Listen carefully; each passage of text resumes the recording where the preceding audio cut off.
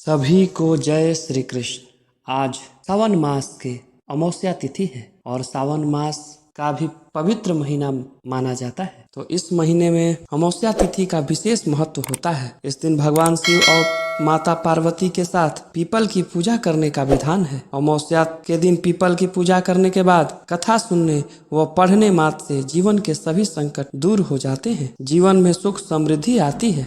इस कारण से इस कथा को पूरा जरूर सुनिएगा। आइए अब हम कथा श्रवण करते हैं। एक समय की बात है, राजा महल में अपने परिवार के साथ सुखपूर्वक निवास करता था। उसका एक पुत्र था जिसकी शादी हो चुकी थी। राजा की पुत्रवधू ने एक दिन रसोई में मिठाई रखी हुई देखी तो वह सारी मिठाई खा गई। वह उससे पूछा गया कि सारी मिठाई कहाँ गई, तो उसने कहा सारी मिठाई तो चूहे खा गए।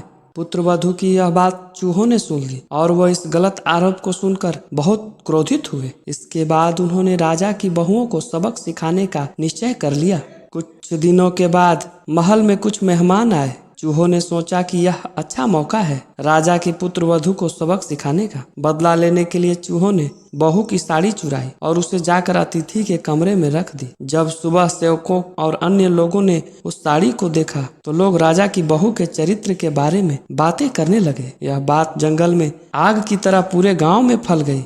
जब यह बात राजा के कानों तक पहुंची तो उसने अपने पुत्र बहू के चरित्र पर शक करते हुए महल से निकाल दिया। राजा की बहू महल से निकलकर एक झोपड़ी में रहने लगी और नियमित रूप से पीपल के एक वृक्ष के नीचे दीपक जलाने लगी। इसके साथ ही वह पूजा करके गुड़धानी का भोग लगाकर लोगों में प्रसाद वितरण करने लगी। इस प्रकार कुछ दिन बीत जाने के बाद एक दिन राजा उस पीपल के पेड़ के पास से गुजरे जहाँ उनकी बहू हमेशा दीपक जलाया करती थी। इस दौरान उनका ध्यान उस पेड़ के आसपास जगमगाती रोशनी पर गया। राजा इसे देखकर चकित रह गए। महल में वापस आने के बाद उन्होंने अपने सैनिकों से उस रोशनी के रहस्य का पता लगाने के लिए कहा। सैनिक राजा की बात मानकर उस पेड़ के पास चले गए। वहां पर उन्होंने देखा कि दीपक आपस में बातें कर रहे थे। सभी दीपक अपनी अपनी कहानी बता रहे थे। तभी एक दीपक बोला, मैं राजा के महल से हूँ। महल से निकाले जाने के बाद राजा की पुत्रवधू रोज मेरी पूजा करती है और मुझे यहाँ जलाया करती है। सभी दीपकों ने उससे पूछा कि राजा की बहू को महल से क्यों निकाला गया है, तो उसने बताया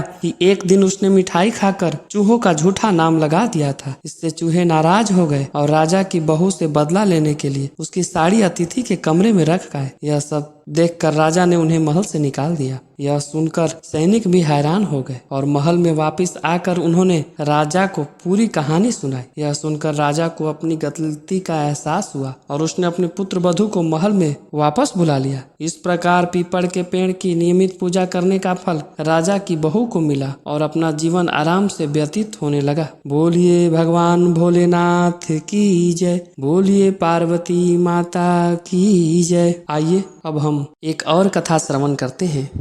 नारायण भगवान की जय, बोलिए शंकर भगवान की जय। एक समय एक गरीब ब्राह्मण परिवार रहता था। उस परिवार में पति पत्नी के अलावा एक पुत्री भी थी। वह पुत्री धीरे धीरे बड़ी होने लगी। उस पुत्री में समय और के साथ वह बढ़ती चली गई और उसके स्त्रियों के गुणों का विकास होने लगा। वह लड़की काफी सुंदर और गुणवान थी, किंतु गरीब होने के कारण उसका विवाह नहीं हो पा रहा। एक दिन उस ब्राह्मण के घर एक साधु महाराज पधारे। वो उस कन्या के सेवा भाव से काफी प्रसन्न हुए और कन्या को लंबी आयु का आशीर्वाद देते हुए साधु ने कहा, इस कन्या के हथेली में तो विवाह योग्य रेखा ही नहीं है। तब ब्राह्मण दंपति ने साधु से उपाय पूछा कि ऐसा क्या करें कि इस कन्या के हाथ में विवाह का योग बन जाए। साधु ने कुछ देर विचार करने के बाद अपनी अंतः दृष्टि से ध्यान करके बताया कि यहाँ से कुछ दूरी पर एक गांव में सोना नाम की धोबिन जाति की एक महिला अपने बेटे और बहू के साथ रहती है, जो बहुत ही आचार विचार और संस्कार संपन्न तथा पति परायण है। यदि यह कन्या उसकी सेवा करे और वह महिला इसकी शादी में अपने मांग का सिंदूर लगा दे, इसके बाद इस कन्या का विवाह हो जाएगा और इसके हाथ में जो रेखा है वह मिट सकता है। साधु ने ऐसा बताया कि वह महिला कहीं आती जाती नहीं है। यह सुनकर ब्राह्मणी ने अपनी बेटी से धोबिन की सेवा करने की बात कही। अगले दिन कन्या प्रातः काल ही उठकर सोना धोबिन के घर जाकर साफ सफाई और अन्य सारे काम करके वापस आ जाती। एक दिन सोना धोबिन अपनी बहू से पूछती है कि तुम सुबह ही उठकर सारे काम कर लेती हो और पता भी नहीं चलता। बहू ने कहा, माँ जी, मैंने तो सोचा कि आप ही सुबह उठकर सारे काम खुद ही खत्म कर लेती हैं, इसलिए मैं तो देर से उठती हूँ। इस पर दोनों सास बहू निगरानी करने लगी कि कौन सुबह घर का सारा काम करके चला जाता है। कई दिनों के बाद धोबिन ने देखा कि एक कन्या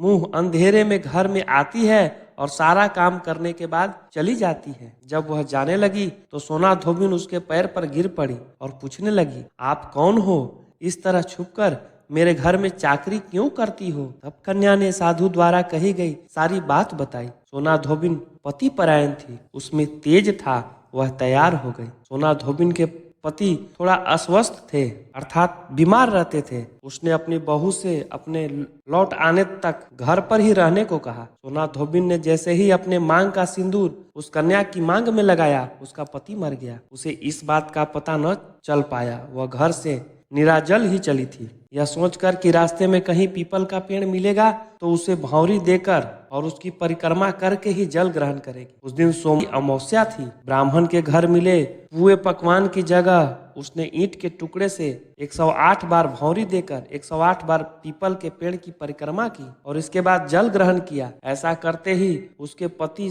के मुर्दा शरीर में वापस जान आ गई। धोबिन का पति वापस जीवित हो उठा। इसीलिए सोमवती अमावस्या के दिन से शुरू करके जो व्यक्ति हर अमावस्या के दिन भौरी देता है उसके सुख और सौभाग्य में वृद्धि होती है। पीपल के पेड़ में सभी देवताओं का वास होता है, अतः जो व्यक्ति अमावस्या को न कर सके वह सोमवार को पड़ने वाली अमावस्या के दिन 108 वस्तुओं की भौरी देकर सोना धोबिन और गौरी गणेश का पूजन करता है, उसे अखंड सौभाग्य की प्राप्ति होती है। ऐसी परंपरा है कि पहली सोमवारी अमावस्या के दिन धान, पान, हल्दी, सिंदूर और सुपारी की भौरी दी जाती है। इसके बाद सोमवारी अमावस्या को अपने सामर्थ्य के हिसाब से फल, मिठाई, सुहाग की सामग्री, खाने की सामग्री इत्यादि भौरी दी जाती है और फिर भौरी पर चढ़ाया गया सामान किसी सुपात्र ब्राह्मण को अर्थात सुपात्र ब्राह्मण या ननद या भांजे अर्थात भगने को दिया जाता है। इस सोमवारी अमावस्या को विवाहित स्त्रियां अपने पति की लंबी आयु के लिए करती हैं। इस दिन मूली और रुई का स्पर्श नहीं करना चाहिए और पीपल के पेड़ में सूत को लपेटकर भगवान का ध्यान करके पुष्प, अक्षत, चंदन, भोग, धूप इत्यादि अर्पण करे। फिर प्रेम पूर्वक हाथ जोड़ करके भगवान की प्रार्थना करे और पेड़ के चारों ओर ओम श्री वासुदेवाय नमः बोलते हुए 108 बार परिक्रमा करे। इसके बाद कथा श्रवण करे और अपने सामर्थ्य के अनुसार दान दे। इस प्रकार कथा समाप्त हुआ। मिलते हैं नेक्स्ट वीडियो में, तब तक के लिए जय श्री कृष्ण।